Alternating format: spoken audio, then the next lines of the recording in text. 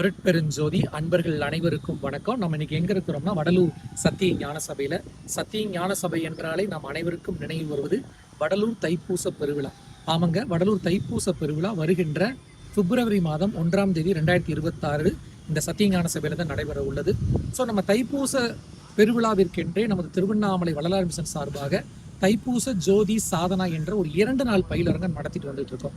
வரக்கூடிய ஜனவரி மாதம் 17, 18 2 நாட்கள் திருவண்ணாமலை நமது வள்ளலார் சன்மார்க்க சங்கத்துல ஒரு அற்புதமான பயிற்சி முகாம் நடைபெற உள்ளது.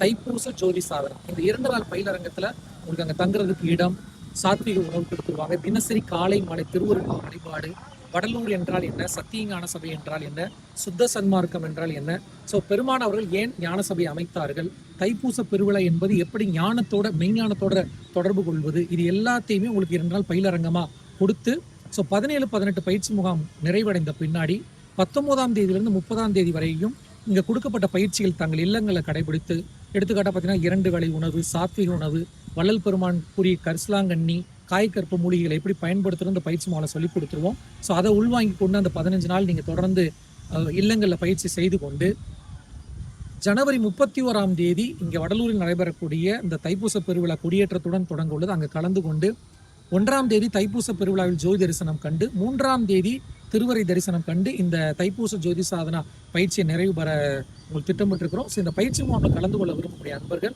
அதற்கான எண்களை கீழே கொடுக்குறோம், தொடர்பு கொள்ளுங்க.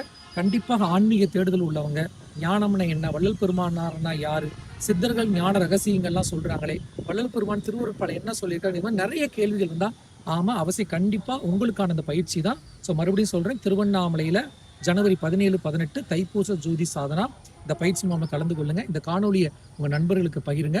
நன்றி, வணக்கம்.